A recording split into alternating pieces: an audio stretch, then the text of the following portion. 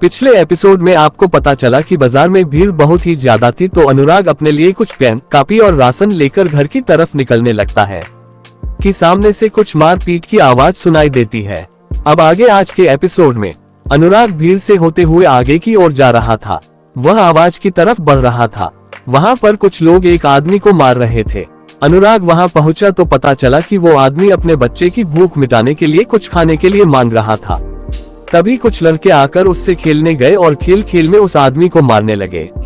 तभी एक बहुत तेज आवाज आई, ये सब क्या हो रहा है।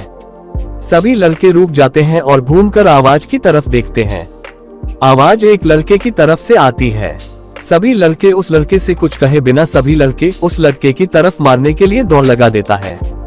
वो लड़का सभी को एक एक मुक्के से जमीन पर गिरा देता है। सभी लड़के उस लड़के की मुक्के की ताकत से आश्चर्य हो जाते हैं। सभी लड़के उस लड़के को छोड़कर भाग जाते हैं। वो लड़का उस आदमी के तरफ जाकर देखता है। आदमी के कपड़े फट गए थे। वो सभी लड़के उसे इतना मारे थे कि वो मूर्छित हो गया था। वो लड़का जिसने आदमी को सभी लड़कों से बचाया था, वो उस आदमी को उठाकर हॉस्पिटल की तरफ जाने लगता है। बाजार में ही एक तरफ एक काउंटर बना था जिसके बगल बड़े अक्षरों में लिखा था, सरकारी डॉक्टर इलाज फ्री में करते हैं। तब तक वो लड़का भी उस आदमी को लेकर वहां आता है और कहता है, डॉक्टर जी इस आदमी का इलाज कर दीजिए। डॉक्टर ने उस आदमी की नाड़ी को देखा और उसे एक इंजेक्शन लगाया और कुछ दवा खिलाया। डॉक्टर ने उस लड़के से पूछा, तुम्हारा नाम क्या है। लड़का डॉक्टर जी को अपना नाम अनुराग आर्या बताता है। जी हाँ, वो लड़का कोई और नहीं अनुराग आर्या ही था। अनुराग ने ही उन सभी लड़कों को मारकर भगा दिया और उस आदमी को हॉस्पिटल लेकर आया। डॉक्टर ने कहा, अनुराग इस आदमी से तुम्हारा क्या रिश्ता है। इस आदमी से मेरा कोई रिश्ता नहीं है सर। और अनुराग ने बाजार वाली सभी घटना को बताया। डॉक्टर और अनुराग बातें ही कर रहे थे कि उस आदमी को होश आ जाता है। वो आदमी इधर उधर देखता है और पाता है कि वो हॉस्पिटल के बेड में लेटा हुआ था। उसके कपड़े फट गए थे। वो जल्दी से उठकर बाहर आता है तो देखता है कि डॉक्टर और एक लड़का कुछ बात कर रहे थे। आदमी डॉक्टर से कहता है, डॉक्टर साहब आपने मेरी जान बचाई, इसके लिए बहुत बहुत धन्यवाद। डॉक्टर उस आदमी से कहा, तुम्हें अनुराग ने यहाँ पर लेकर आया और उन लड़कों से भी बचाया था। आदमी अनुराग का भी आभार प्रकट करता है और डॉक्टर से आज्ञा लेकर वहाँ से जाने लगता है। अनुराग ने उस आदमी को रोका और डॉक्टर जी से आज्ञा लेकर उसके साथ ही हॉस्पिटल से निकल जाता है। अनुराग ने आदमी से पूछा कि आप क्या करते हो। आदमी कहता है कि मैं यहाँ पास के मंदिर के बाहर अपने 2 बच्चों के साथ रहता हूँ और मजदूरी करके अपना गुजर बसर करता हूँ, पर कोई आज कुछ खाने के लिए नहीं था, इसलिए कुछ खाने के लिए मांग रहा था। ये सभी बातें सुनकर अनुराग सोच में पड़ जाता है। कुछ देर सोचने के बाद अनुराग कहता है कि आप यहीं रुकिए, मैं अभी आता हूँ। अनुराग कुछ दूर जाकर एक दुकान में पहुंचा जहां बर्तन बिक रहा था। वहां से अनुराग ने 2-2 लीटर के 3 डिब्बे लिए और दुकान से बाहर आकर अपने मन में अंजनी को आदेश दिया कि एक डिब्बे में दाल, दूसरे डिब्बे में चावल और तीसरे में सलाद भर दो। इतना कहकर उसने डिब्बों को खोलकर देखा तो उसमें उसे दाल, चावल और सलाद दिखता है। तीनों डिब्बों को लेकर अनुराग उस आदमी के पास पहुंचता है। वो आदमी अनुराग का ही इंतजार कर रहा था। अनुराग उस आदमी के हाथों में 2 डिब्बा देते हुए कहता है कि चलिए आपको घर तक पहुंचा देता हूं। इन डिब्बों में आपके परिवार के लिए कुछ खाने के लिए खाना है। आदमी ने अनुराग का शुक्रिया किया। अनुराग ने उस आदमी से कहा कि देखिए, इतनी देर तक मैं आपके साथ हूं, पर मैं आपसे आपका नाम पूछा ही नहीं।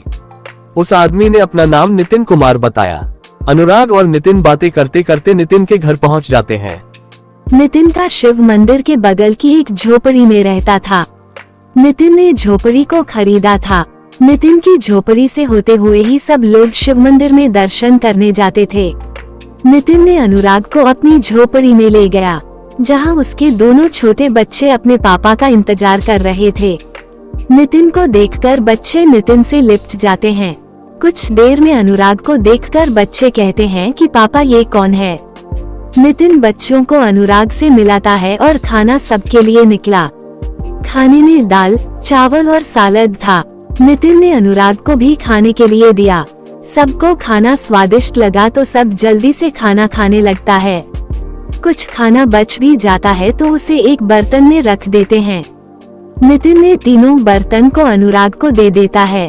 अनुराग ने कुछ सोचा और नितिन से कहा कि यदि आपको मैं ये दाल, चावल और सलाद बेचने के लिए कहूँ तो क्या आप ये खाना बेचना चाहोगे। नितिन ने कहा कि मैं बेच तो सकता हूँ, पर इसे बनाने के लिए सामग्री की आवश्यकता होती है जिसके लिए पैसे चाहिए होंगे और इतने पैसे तो मेरे पास है नहीं। अनुराग ने कहा आप उसके लिए चिंता न करें, मैं उसके लिए इंतजाम कर दूंगा, आपको केवल बेचना है। नितिन ने कहा यदि ऐसा होता है तो मुझे कोई दिक्कत नहीं है। तो ठीक है, कल से आप यही काम करिएगा, मैं कल से ये इंतजाम कर दूंगा। नितिन ने अनुराग का फिर से धन्यवाद किया। अनुराग कल सुबह आने का बोलकर वहां से चल देता है और टैक्सी लेकर अपने घर पहुंच जाता है। अनुराग को घर पहुंचते पहुंचते शाम हो जाती है। घर पर आकर अनुराग ने बाजार की घटना को बताता है, लेकिन खाने वाली बात नहीं बताता है। तो अनुराग के माता पिता को अपने बेटे पर गर्व होता है कि वो सबकी सहायता करता है। सबने रात्रि का भोजन किया और सोने चले गए। अनुराग ने रात में अपने कमरे में आकर जब अपने पोर्टल व्यवस्था को खोलकर देखा तो पोर्टल व्यवस्था में नाम अनुराग आर्या, उम्र 15 वर्ष 3 माह, आध्यात्मिक स्तर 1, शरीर की शक्ति 1, राज लॉक, पुरस्कार 1, स्किल लॉक, नोटिफिकेशन 2। तो उसने पाया कि अन्य वाले बटन के स्थान पर नोटिफिकेशन का बटन आ गया था। नोटिफिकेशन में 2 मैसेज आया हुआ था। इस एपिसोड में इतना ही। कल आपको पता चलेगा कि अनुराग को नोटिफिकेशन के मैसेज में क्या क्या मिलता है। अनुराग नितिन की कैसे सहायता करेंगे, नितिन कैसे खाना की दुकान लगाएगा, या फिर से कोई मुसीबत आएगी। सबसे बड़ी बात कि पूनम से कब अनुराग की मुलाकात होगी या आगे क्या क्या घटना घटने वाली है।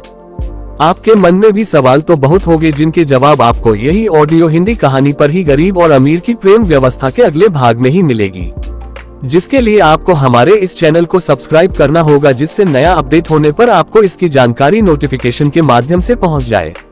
आपसे एक अनुरोध भी है कि आपको हमारी ये कहानी कैसी लगी उसके लिए लाइक और कमेंट बॉक्स में कमेंट करके हमें सूचित करें, और हाँ, आप और भी ऑडियो के सुनने वालों तक शेयर करें।